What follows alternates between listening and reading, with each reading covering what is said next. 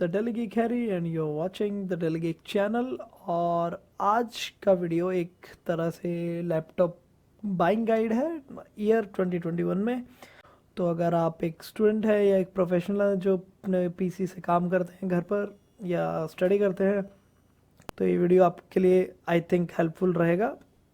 And let's get started, shall we.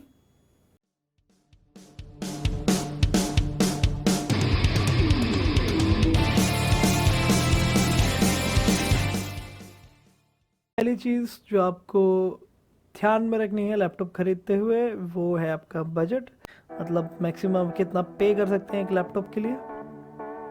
दूसरी चीज़ जो आपको ध्यान देनी है वो है आपकी रिक्वायरमेंट, कि अगर आपको गेमिंग के लिए लैपटॉप चाहिए या वीडियो एडिटिंग या मल्टीमीडिया कंजम्पशन के लिए लैपटॉप चाहिए या स्टडी के लिए लैपटॉप चाहिए या फिर आपको ऑफिस वर्क के लिए लैपटॉप चाहिए, और ऑफिस वर्क आपका किस टाइप का है उस पर भी डिपेंड करेगा काफ़ी कुछ। तो आपको ये दोनों चीज़ें सबसे पहले फिक्स करनी है और डिसाइड करनी है। आपको तीसरी चीज़ जो ध्यान में रखनी है वो है उसका प्रोसेसर। प्रोसेसर सबसे इम्पोर्टेंट पार्ट है किसी भी एक लैपटॉप का या फिर एक पीसी का, क्योंकि वो सारी चीज़ें आपको रन करके देगा। तो इसमें आते हैं आपके पास दो ऑप्शंस, इंटेल और राइजन। तो इंटेल की हम बात करें तो इंटेल का लेटेस्ट जनरेशन 11th जनरेशन है, जो अभी प्रॉपरली मार्केट में नहीं आया है, लेकिन अभी धीरे धीरे उसका अडॉप्शन शुरू हो गया है। तो अगर आपको इंटेल बेस्ड एक लैपटॉप लेना है तो आप 11th जनरेशन या 10th जनरेशन तक ही देखें। उसमें आपको अलग अलग लेवल्स के प्रोसेसर मिलते हैं, अलग अलग अपनी रिक्वायरमेंट के हिसाब से। अगर आपको स्टडी या मल्टीमीडिया कंजम्पशन वगैरह के लिए चाहिए तो आप i3 या i5 तक देख सकते हैं। गेमिंग के लिए चाहिए तभी आप i5 प्रेफर कर सकते हैं या फिर i7 तक जा सकते हैं। पर ध्यान रहे वो 11th जनरेशन या 10th जनरेशन का हो, या फिर max to max 9th generation, उससे पीछे आपको नहीं जाना है, क्योंकि उससे पीछे की आउटडेटेड टेक्नोलॉजी है, तो आप उस पर पैसा वेस्ट नहीं करें तो बेटर है। और दूसरा ऑप्शन आपके पास आता है राइजन सीरीज़ का, जिसमें कि अभी AMD ने बहुत अच्छा काम करना शुरू किया है लैपटॉप्स में, और उसकी लेटेस्ट जनरेशन अभी 5000 सीरीज़ है, और उससे पहले 4000 सीरीज़ थी जो 7 नैनोमीटर पर बेस्ड है। और AMD के लेटेस्ट प्रोसेसर काफ़ी एफिशिएंट हैं, पावरफुल है, तो धीरे धीरे इनको प्रेफरेंस मिलने लगी है लैपटॉप्स में, पहले नहीं मिलती थी। सो आप राइजन की तरफ भी जा सकते हैं।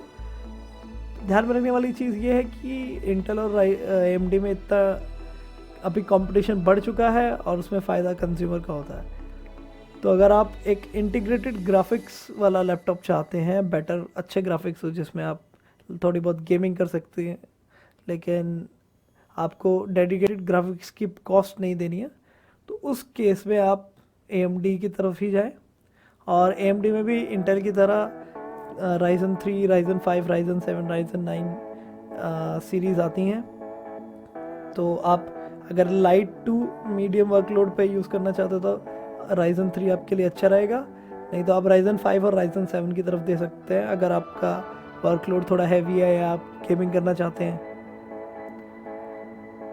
तो ये तो था प्रोसेसर्स के बारे में। अब दो इम्पोर्टेंट चीज़ और आती हैं किसी भी लैपटॉप के लिए, जो कि है रैम और उसका स्टोरेज।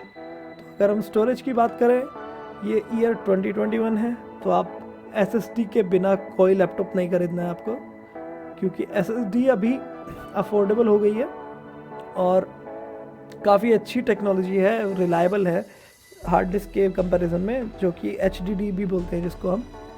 तो SSD थोड़ा ज़्यादा रिलायबल है, फास्ट है काफ़ी कंपेयर्ड विद HDD, और स्टोरेज और स्पीड के मामले में वो काफ़ी अच्छी तरह बीट करती है HDD को, और काफ़ी हल्की भी होती है, इसमें कोई मूविंग पार्ट नहीं होता, तो वो चलती भी ज़्यादा है। तो ध्यान रहे SSD के बिना आपको लैपटॉप नहीं लेना है, चाहे आप किसी भी बजट या किसी भी लेवल का लैपटॉप ले रहे हो। 2021 में आपको SSD के बिना लैपटॉप नहीं है, और कम से कम उसकी कैपेसिटी 240 GB SSD की होनी ही चाहिए किसी भी केस में। 128 GB की स्टोरेज वाले भी लैपटॉप आते हैं, लेकिन 128 GB का स्टोरेज सिर्फ विंडोज़ में ही ख़त्म हो जाएगा आधे से ज़्यादा, आप उसको ज़्यादा यूज़ नहीं कर पाएंगे। तो इसलिए प्रेफर करें कि 240 GB तक का SSD उसमें होना चाहिए, ध्यान रहे। उसके बाद हम आते हैं रैम कैपेसिटी पे। तो 2021 में हम आ चुके हैं, तो आपको मिनिमम टू मिनिमम किसी भी कैटेगरी के लिए 8 GB रैम यानी कि 8 GB रैम से नीचे नहीं लेना है, बिकॉज वो मिनिमम रिक्वायरमेंट हो चुकी है हर चीज़ के लिए। मल्टीटास्किंग में आपको हेल्प करेगा, गेमिंग आपको अच्छी कराएगा, किसी भी तरह का वर्कलोड हो आपको उसमें हेल्प करेगा। तो 8 GB रैम आपका मिनिमम होना ही चाहिए अगर आप किसी भी लेवल का या किसी भी बजट का आप लैपटॉप देख रहे हैं।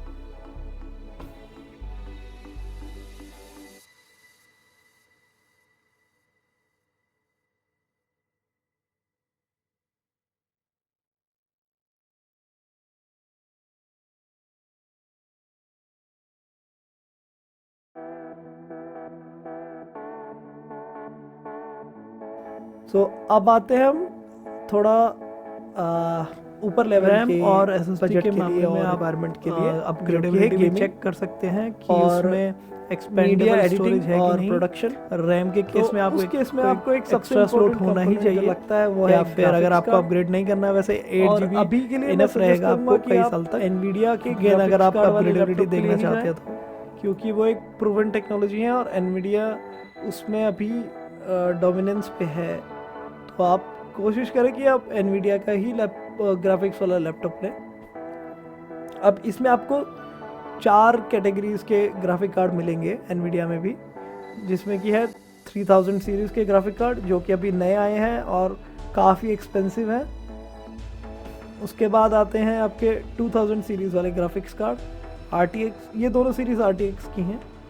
तो 2000 सीरीज़ वाले ग्राफिक कार्ड थोड़े से पुराने हो गए हैं, एटलीस्ट 2 साल के आसपास, और अभी उनकी कॉस्ट 3000 सीरीज़ से 30,000 सीरीज़ से कम है और परफॉर्मेंस भी उस हिसाब से थोड़ी कम है। लेकिन आपको वो प्रॉपर गेमिंग, और अगर आप वीडियो एडिटिंग वगैरह करते हैं और कोई सॉफ्टवेयर चलाते हैं, मॉडलिंग सॉफ्टवेयर, या फिर आप कुछ डिज़ाइन करते हैं, तो उसके लिए आपको इनफ रहेगा, क्योंकि उससे ऊपर लोड के लिए आप लैपटॉप का यूज़ नहीं कर पाएंगे उस केस में।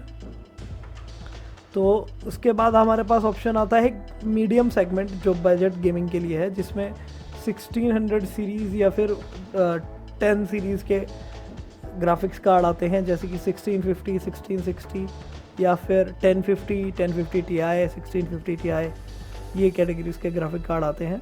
तो आप इसमें प्रेफर करें कि आप 1600 सीरीज़ से नीचे ना जाए, 16 सीरीज़ से, क्योंकि 10 सीरीज़ काफ़ी पुरानी हो चुकी है। हालांकि वैल्यू फॉर मनी आपको देता है, लेकिन अभी वो बहुत ज़्यादा पुराना हो गया है। अगर आपको लेटेस्ट टाइटल खेलने हैं गेम्स के, और आपको मॉडलिंग सॉफ्टवेयर प्रॉपरली चलाना है, अच्छे से चलाना है, तो आप कोशिश करें कि 16 सीरीज़ या 20 सीरीज़ के ग्राफिक कार्ड ही लें, जैसे कि 2060, 2060 सुपर, 1650, 1650 Ti या 1660 सुपर। तो ये काफ़ी स्वीट स्पॉट है अभी ग्राफिक्स के लिए। अभी आप प्रेफर करें कि 30 सीरीज़ के ग्राफिक्स के लिए आप ना जाएं। फिर अब आते हैं एक सबसे इम्पॉर्टेंट एस्पेक्ट की तरफ इन सब के बाद, जो कि है आपका डिस्प्ले। तो आजकल के लैपटॉप्स में 1080p डिस्प्लेस मिनिमम रिक्वायरमेंट होती है, वो सब में ही आ रहा है। लेकिन एक चीज़ आपको जो ध्यान रखनी है, अगर आप उसको फाइंड आउट कर सकते हैं, ढूंढ सकते हैं लैपटॉप से रिलेटेड उसकी स्पेसिफिकेशन में, वो है कलर गैमेट। तो कलर गैमेट में कुछ एक स्कोर परसेंटेज आपको मिलती है लिखी हुई उसकी रिक्वायरमेंट्स में। तो आप कोशिश करें कि sRGB और NTSC आपका 92% से ऊपर रहे। जितना उसका हाई होगा नंबर, उतना बेटर रहेगा, क्योंकि उसका कंपैरिजन होता है नेचुरल कलर से। एक्चुअल कलर और डिस्प्लेड कलर में जो डिफरेंस होता है वो चेक किया जाता है, और वो जितना हाई परसेंटेज का होगा उसका मतलब वो रियल कलर के उतने ही करीब है। तो आपको उसका कलर गैमेट और sRGB NTSC एक बारी के लिए चेक करना होगा। और अगर आप एक गेमिंग लैपटॉप ले रहे हैं तो उसमें आपको फिर रिफ्रेश रेट भी आपको चेक करना पड़ेगा, 144 हर्ट्ज़, 240 हर्ट्ज़, 360 हर्ट्ज़। आप जितना आपका बजट हो आप उस हिसाब से भी देख सकते हैं। लेकिन लैपटॉप गेमिंग के हिसाब से 60 हर्ट्ज़ आई थिंक काफ़ी है, पर अगर आप उससे ऊपर जाना चाहते हैं तो वो आपके ऊपर है। आप उस पर बजट के हिसाब से उसको आप चेक कर सकते हैं। अब आती है एक लास्ट कैटेगरी जो कि मैं प्रेफर करूँगा स्टूडेंट्स के लिए। तो इसमें आपको मिलेंगे कन्वर्टेबल लैपटॉप्स जो कि मीडिया कंजम्पशन और स्टूडेंट्स के लिए आई थिंक बेस्ट रहेंगे, क्योंकि इसमें आपको एक बड़ी सी अच्छी खासी टच स्क्रीन मिलती है और जो मीडिया कंजम्पशन के लिए आप उसको एक पिरामिड या टेंट की शेप में लगा सकते हैं, और स्टडी के लिए भी वो काफ़ी अच्छा है क्योंकि आपको इतना ज़्यादा हैवी लोड्स पे नहीं चलाना है, और उसकी बैटरी भी अच्छी खासी चलती है आजकल नए लैपटॉप्स में जो कन्वर्टेबल आते हैं। तो हर बजट और हर कैटेगरी के हिसाब से कुछ सजेशंस मैं नीचे डिस्क्रिप्शन में दे दूंगा। अगर आपको वो लैपटॉप्स अगर सही लगते हैं तो आप वहाँ से ख़रीद सकते हैं।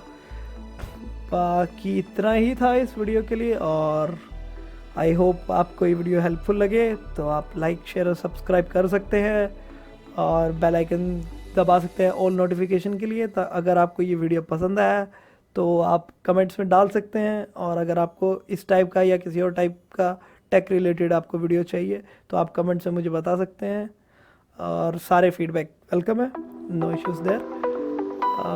सो okay, I guess we are done. मिलते हैं आपसे नई वीडियो में next time. Until then, shout.